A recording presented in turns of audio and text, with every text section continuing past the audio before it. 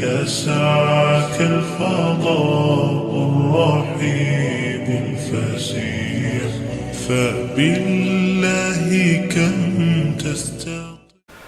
السلام علیکم، میرا نام عبدالرحیم ہے۔ میں احادیث کی مختلف کتابوں سے مختلف ٹاپکس پہ سیریز بنا رہا ہوں ویڈیوز کی۔ تو حضرت ابو یعلا موصلی کی مسند جو ہے احادیث کا مجموعہ ہے، اس سے کچھ حدیثیں ہیں۔ اعوذ باللہ من الشیطان الرجیم، بسم اللہ الرحمن الرحیم۔ حدیث نمبر 150۔ حضرت عمر رضی اللہ تعالیٰ عنہ حضور صلی اللہ علیہ وسلم سے روایت کرتے ہیں کہ حضور صلی اللہ علیہ وسلم نے فرمایا، بے شک میت کو عذاب ہوتا ہے اس کے اہل خانہ کے رونے کی وجہ سے۔ حدیث نمبر 151۔ حضرت عمر رضی اللہ تعالیٰ عنہ حضور صلی اللہ علیہ وسلم سے روایت کرتے ہیں کہ حضور صلی اللہ علیہ وسلم نے فرمایا، بے شک میت کو اس کی قبر میں عذاب ہوتا ہے اس کے اہل خانہ کے رونے کی وجہ سے۔ ایک اور حدیث ہے، حدیث نمبر 152۔ حضرت عمر رضی اللہ تعالیٰ عنہ حضور صلی اللہ علیہ وسلم سے روایت کرتے ہیں کہ حضور صلی اللہ علیہ وسلم نے فرمایا، بے شک میت کو اس کی قبر میں عذاب ہوتا ہے اس کے اہل خانہ کے رونے کی وجہ سے۔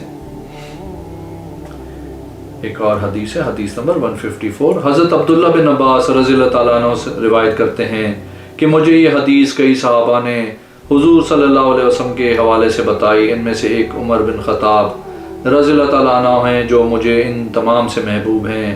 آپ رضی اللہ تعالیٰ عنہ فرماتے ہیں کہ حضور صلی اللہ علیہ وسلم نے فجر کے بعد نماز پڑھنے سے منع فرمایا یہاں تک کہ سورج طلوع ہو جائے، اور عصر کے بعد نماز پڑھنے سے منع فرمایا یہاں تک کہ سورج غروب ہو جائے۔ ایک اور حدیث ہے، حدیث نمبر 155۔ حضرت عمر بن خطاب رضی اللہ تعالیٰ عنہ سے روایت ہے، آپ صلی اللہ علیہ وسلم آپ رضی اللہ تعالیٰ عنہ فرماتے ہیں کہ میں حضور صلی اللہ علیہ وسلم کے پاس بیٹھا ہوا تھا۔ آپ صلی اللہ علیہ وسلم نے ارشاد فرمایا، مجھے بتاؤ ایمان والوں میں سے کس کا ایمان افضل ہے؟ صحابہ کرام نے عرض کی، یا رسول اللہ صلی اللہ علیہ وسلم فرشتوں کا ہوگا۔ آپ صلی اللہ علیہ وسلم نے فرمایا، وہ اسی طرح ہیں، ان پہ یہ حق ہے، ان کو کون سی شے رکاوٹ ہے؟ اللہ نے ان کو ایک مقام دیا ہے، ان کا اللہ کے ہاں ایک مقام ہے بلکہ ان کے علاوہ ہے۔ صحابہ کرام نے عرض کی، یا رسول اللہ صلی اللہ علیہ وسلم انبیاء ہوں گے؟ ان کو اللہ عز و جل نے عزت دی رسالت و نبوت دے کر۔ آپ صلی اللہ علیہ وسلم نے فرمایا، کس طرح ان کا ایمان افضل ہو سکتا ہے؟ ان پر حق ہے، ان کو کون سی چیز شے رکاوٹ ہے؟ اللہ عز و جل نے ان کو ایک مقام دیا ہے، ان کا اللہ کے ہاں ایک مقام ہے بلکہ ان کے علاوہ ہے۔ صحابہ نے عرض کی، یا رسول اللہ صلی اللہ علیہ وسلم شہداء ہوں گے جو دشمنوں کے ساتھ لڑتے ہوئے شہید ہوئے؟ آپ صلی اللہ علیہ وسلم نے فرمایا، ان کا ایمان کیسے ہو سکتا ہے؟ ان کو کون سی شے رکاوٹ ہے؟ یہ درجہ دینے سے اللہ عز و جل نے ان کو شہادت کے بدلے انبیاء کے ساتھ درجہ نہیں دیا بلکہ ان کے علاوہ ہیں۔ صحابہ کرام نے عرض کی، یا رسول اللہ صلی اللہ علیہ وسلم وہ کون ہے؟ آپ صلی اللہ علیہ وسلم نے فرمایا، ایسے لوگ جو ابھی اپنے باپوں کی پشتوں میں ہیں، جو میرے بعد آئیں گے وہ مجھ پہ ایمان لائیں گے حالانکہ انہوں نے مجھے نہیں دیکھا، وہ لٹکی ہوئی چاندی پائیں گے تو وہ عمل کریں گے جو اس میں ہے، وہ ایمان والوں میں افضل ہوں گے۔ ایک اور حدیث ہے، حدیث نمبر 156۔ حضرت عمر رضی اللہ تعالیٰ عنہ فرماتے ہیں، رسول کریم صلی اللہ علیہ وسلم نے فرمایا، کیا میں تمہیں بتاؤں کہ تمہارے امام و حکمرانوں میں سے اچھے کون ہیں، برے کون؟ وہ تمہارے لیے اور تم ان کے لیے دعا کرتے ہو۔ تمہارے برے حکمران وہ ہیں جنہیں تم ناپسند کرتے ہو، اور وہ تمہیں ناپسند کرتے ہیں، تم ان پہ لعنت کرتے ہو اور وہ تم پہ لعنت کرتے ہیں۔ ایک اور حدیث ہے 157۔ حضرت عبداللہ بن عمر رضی اللہ تعالیٰ عنہ فرماتے ہیں، حضرت عمر رضی اللہ تعالیٰ عنہ نے حضرت اسامہ رضی اللہ تعالیٰ عنہ کا وظیفہ مجھ سے زیادہ مقرر کیا۔ میں نے عرض کی، میں نے 2 ہجرتیں کی ہیں، اسامہ رضی اللہ تعالیٰ عنہ نے 1 ہجرت کی ہے۔ حضرت عمر نے ان کو جواب میں فرمایا، ان کا باپ رسول اللہ صلی اللہ علیہ وسلم کو زیادہ محبوب تھے تیرے باپ سے، خود اسامہ حضور صلی اللہ علیہ وسلم کو زیادہ محبوب تھے تجھ سے۔ رہی بات ہجرت کی، تیرے والدین نے تو تیرے ساتھ ہجرت کی ہے۔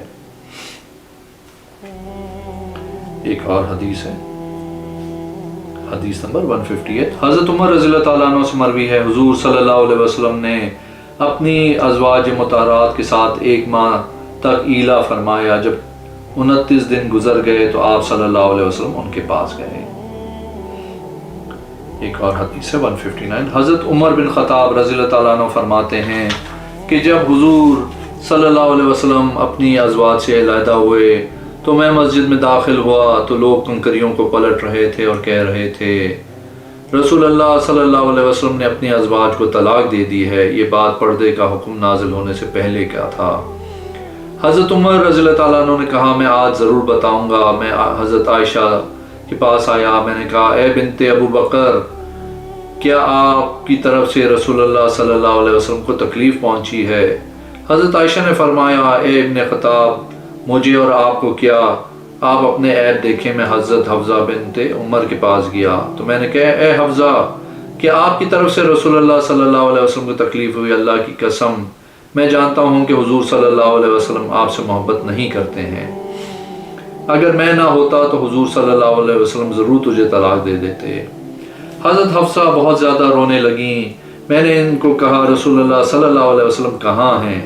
حضرت حفصہ نے کہا کنویں میں اپنے خزانے میں ہیں۔ میں وہاں داخل ہوا تو میں نے حضرت ربا حضور صلی اللہ علیہ وسلم کے غلاموں کو کنویں کے کنارے پہ بیٹھے ہوئے دیکھا جو اپنی ٹانگیں اس میں لٹکائے ہوئے تھے۔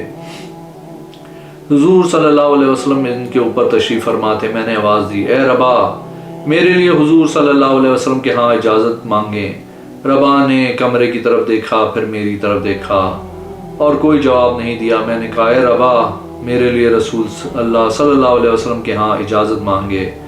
حضرت ربا نے کمرے کی طرف دیکھا، پھر میری طرف دیکھا اور کوئی جواب نہیں دیا۔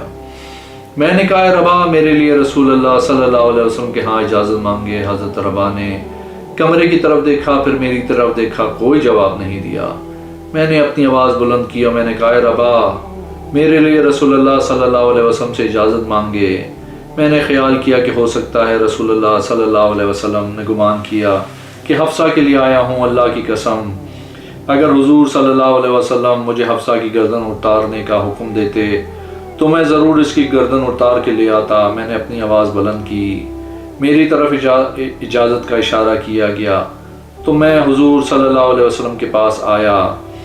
آپ صلی اللہ علیہ وسلم چٹائی پہ لیٹے ہوئے تھے، میں بیٹھ گیا۔ آپ صلی اللہ علیہ وسلم نے تہمت پہنا ہوا تھا، اس کے علاوہ آپ صلی اللہ علیہ وسلم کے جسم اتھر پہ کوئی کپڑا نہ تھا۔ آپ صلی اللہ علیہ وسلم کے جسم اقدس پہ چٹائی کے نشان تھے۔ میں نے حضور صلی اللہ علیہ وسلم کے خزانے کو دیکھا، اس میں ایک ساعت تھا جو کمرے کے لیے کنارے میں لٹکے ہوئے تھے۔ میری آنکھوں سے آنسو جاری ہو گئے۔ میں نے فرمایا اے ابن خطاب، کیا ہوا تجھے؟ کس چیز نے رلایا؟ میں نے عرض کی اے اللہ کے نبی، میں کیوں نہ روں؟ یہ چٹائی کے نشانات آپ صلی اللہ علیہ وسلم کے جسم پہ ہیں، یہ خزانہ ہے کہ میں ان کے علاوہ دیکھ ہی نہیں رہا، جبکہ یہ کیسر اور کسرا پھلوں اور نہروں میں ہیں۔ آپ اللہ کے رسول اور ان کی تعریف کرنے والے ہیں، آپ کے لیے خزانہ؟ آپ صلی اللہ علیہ وسلم نے فرمایا اے ابن عمر، کیا تو خوش نہیں ہے کہ ان کے لیے دنیا ہو جائے اور ہمارے لیے آخرت؟ میں نے عرض کی کیوں نہیں؟ میں آپ صلی اللہ علیہ وسلم کے پاس جس وقت داخل ہوا تھا تو میں نے آپ صلی اللہ علیہ وسلم کے چہرے پہ غصے کے اثرات دیکھے۔ میں نے عرض کی یا رسول اللہ صلی اللہ علیہ وسلم، آپ کو عورتوں کی طرف سے کیا تکلیف ہوئی؟ اگر آپ صلی اللہ علیہ وسلم ان کو طلاق دیتے ہیں تو اللہ اور ان کے فرشتے اور جبریل اور میکائل اور میں اور ابو بکر اور ایمان والے آپ صلی اللہ علیہ وسلم کے ساتھ ہے۔ میں بہت کم گفتگو کروں گا، میں اللہ کی تعریف کروں گا۔ میں امید کرتا ہوں اس سلسلے میں میری تصدیق اللہ کرے۔ جو میں نے عرض کی تو یہ آیت نازل ہوئی عسیٰ ربہ ان طلقکن، آخر تک۔ حضرت عائشہ اور حفصہ رضی اللہ تعالیٰ عنہ دونوں نے زور باندھا تھا حضور صلی اللہ علیہ وسلم کی تمام ازواج پہ۔ میں نے عرض کی یا رسول اللہ صلی اللہ علیہ وسلم، آپ صلی اللہ علیہ وسلم نے ان کو طلاق دے دی ہے؟ آپ صلی اللہ علیہ وسلم نے فرمایا نہیں۔ میں نے عرض کی یا رسول اللہ صلی اللہ علیہ وسلم، میں مسجد میں داخل ہوا تو صحابہ کرام کنکریوں کے ساتھ کھیل رہے تھے اور کہہ رہے تھے حضور صلی اللہ علیہ وسلم نے اپنی ازواج کو طلاق دے دی ہے۔ آپ صلی اللہ علیہ وسلم نے فرمایا ان کے پاس جاؤ اور ان کو بتاؤ کہ آپ صلی اللہ علیہ وسلم نے طلاق نہیں دی۔ فرمایا ٹھیک ہے، اگر تو چاہے تو میں مسلسل بتاتا رہوں گا، یہاں تک کہ غصہ آپ کے چہرے سے چلا گیا، یہاں تک کہ آپ صلی اللہ علیہ وسلم کے چہرے سے مسکراہٹ ظاہر ہوئی۔ آپ صلی اللہ علیہ وسلم کے دانت مبارک لوگوں میں سے سب سے زیادہ خوبصورت تھے۔ پھر حضور صلی اللہ علیہ وسلم نیچے اترے تو میں بھی اترا۔ حضور صلی اللہ علیہ وسلم اترے تو ایسا محسوس ہو رہا تھا کہ آپ کے ہاتھ زمین سے مس نہیں ہو رہے ہیں۔ میں نے عرض کیا، رسول اللہ صلی اللہ علیہ وسلم آپ کمرے میں 29 دن رہے ہیں۔ آپ صلی اللہ علیہ وسلم نے فرمایا، مہینہ 29 کا بھی ہوتا ہے۔ میں مسجد کے دروازے میں داخل ہوا تو میں نے اپنی بلند آواز سے آواز دی، حضور صلی اللہ علیہ وسلم نے طلاق نہیں دی ہے، اور یہ آیت مبارک نازل ہوئی، وَإِذَا جَاءَهُمْ إِلَىٰ آخر۔ میں وہ تھا جس نے اس سے یہ معاملہ استثنایات کیا تھا۔ اللہ عز و جل نے اختیار والی آیت نازل فرمائی۔ ایک اور حدیث نمبر 160، حضرت عمر رضی اللہ تعالیٰ عنہ سے روایت ہے، حضور صلی اللہ علیہ وسلم نے ارشاد فرمایا، لیلۃ القدر کو رمضان المبارک کے آخری عشرہ میں تلاش کرو۔ ایک اور حدیث ہے 161، حضرت عمر رضی اللہ تعالیٰ عنہ سے روایت ہے، میں نے جس گھوڑے کو اللہ کی راہ میں دیا تھا، اس کو بازار میں فروخت کرتے ہوئے پایا۔ میں نے اس گھوڑے کو خریدنے کا ارادہ کیا تو حضور صلی اللہ علیہ وسلم نے مجھے اس بات سے منع فرما دیا۔ ایک اور حدیث ہے، حدیث نمبر 162، حضرت عمر رضی اللہ تعالیٰ عنہ فرماتے ہیں، ایک دفعہ میں نے عرض کی، یا رسول اللہ صلی اللہ علیہ وسلم، کہ آپ صلی اللہ علیہ وسلم نے مجھے یہ نہیں فرمایا کہ تیرے لیے بھلائی یہ ہے کہ تو لوگوں میں سے کسی کو کوئی چیز شے نہ مانگ، یہ جو آپ صلی اللہ علیہ وسلم عطا کر رہے ہیں یہ بھی تو مانگنے کے زمرے میں آتا ہے۔ آپ صلی اللہ علیہ وسلم نے فرمایا، جو اللہ عز و جل عطا کرے بغیر مانگے وہ لے لیا کرو، یہ وہ رزق ہے جو آپ کو اللہ تعالیٰ نے دیا ہے۔ ایک اور حدیث ہے 163، حضرت عمر رضی اللہ تعالیٰ عنہ فرماتے ہیں، تم کو معلوم ہے کہ حضور صلی اللہ علیہ وسلم نے فرمایا کہ رمضان کے آخری عشرے میں لیلۃ القدر کو طاق راختوں میں تلاش کرو۔ ایک اور حدیث ہے، حدیث نمبر 164، حضرت عاصم بن کلیب رحمۃ اللہ علیہ اپنے باپ کے حوالے سے بیان کرتے ہیں کہ وہ آپ کے والد صاحب فرماتے ہیں، میں حضرت عمر رضی اللہ تعالیٰ عنہ سے ملاقات کی۔ آپ رضی اللہ تعالیٰ عنہ حج کے لیے آئے ہوئے تھے۔ میں نے خیمے کے پاس پیچھے سے آواز دی، خبردار، میں فلاں بن فلاں جرمی ہوں، ہماری بہن کا بیٹا اس کا بھائی ہے، اس نے نبی فلاں کی مدد کی ہے، ہم نے اس پہ رسول پاک صلی اللہ علیہ وسلم کا فیصلہ پیش کیا، اس نے انکار کر دیا۔ حضرت عمر رضی اللہ تعالیٰ عنہ نے خیمے کی ایک جانب کو اٹھایا۔ آپ رضی اللہ تعالیٰ عنہ نے فرمایا، کیا آپ اس صاحب کو جانتے ہیں؟ میں نے کہا جی ہاں، وہ ہے۔ آپ رضی اللہ تعالیٰ عنہ نے فرمایا، اس کے پاس دونوں چلتے ہیں۔ ہم اس کے پاس آئے، ہم تمہارے لیے رسول اللہ صلی اللہ علیہ وسلم کا فیصلہ نافذ کرتے ہیں۔ راوی بیان کرتے ہیں، ہم بیان کر رہے تھے، بے شک فیصلہ 4 اونٹ ہیں۔ ایک اور حدیث ہے 165، حضرت سعد بن ابی وقاص رضی اللہ تعالیٰ عنہ فرماتے ہیں کہ حضرت عمر رضی اللہ تعالیٰ عنہ سے موضع پہ مسا کے متعلق مسئلہ پوچھا گیا۔ حضرت عمر رضی اللہ تعالیٰ فرماتے ہیں، میں نے حضور صلی اللہ علیہ وسلم سے سنا ہے، آپ صلی اللہ علیہ وسلم موضوع کے ظاہر پہ مسا کرنے کا حکم دیتے تھے جب دونوں پاکی کی حالت میں پہنے ہوئے ہوں۔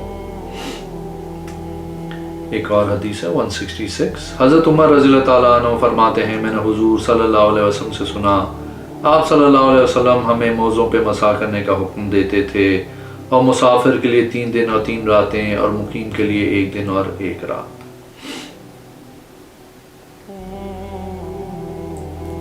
ایک اور حدیث ہے، حدیث نمبر 167، حضرت عبداللہ بن عمر فرماتے ہیں کہ حضرت عمر حضرت حفصہ رضی اللہ تعالیٰ عنہ کے پاس آئے، وہ رو رہی تھیں۔ آپ رضی اللہ تعالیٰ عنہ نے ان سے کہا، آپ کیوں رو رہی ہیں؟ شاید رسول پاک صلی اللہ علیہ وسلم آپ کو طلاق دے دی ہے، پھر آپ سے رجوع کر لیا ہے میری وجہ سے، اللہ کی قسم اگر آپ کو دوبارہ طلاق دی تو میں آپ سے ہمیشہ گفتگو نہیں کروں گا۔ ایک اور حدیث ہے، حضرت عمر فرماتے ہیں، حضور صلی اللہ علیہ وسلم نے حضرت حفصہ کو طلاق دی تھی، پھر آپ سے رجوع کر لیا تھا۔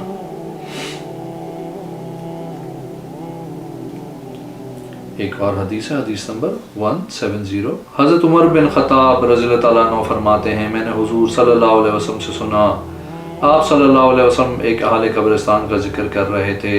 آپ صلی اللہ علیہ وسلم نے ان کے لیے دعا کی، بہت زیادہ دعا فرمائی. حضور صلی اللہ علیہ وسلم سے اس قبرستان کے متعلق پوچھا گیا. آپ صلی اللہ علیہ وسلم نے فرمایا وہ قبرستان والے عسقلان کے شہداء ہیں، ان کو جنت میں خوبصورت کر کے بھیج دیا گیا جس طرح دلہن کو خوبصورت اور سجا کے شوہر کی طرف بھیجا جاتا ہے. اگر آپ نے میرے چینل کو اب تک سبسکرائب نہیں کیا تو پلیز کیجئے، اس ویڈیو کو لائک کیجئے. اگلی ویڈیو میں انشاءاللہ حاضر ہوں گا.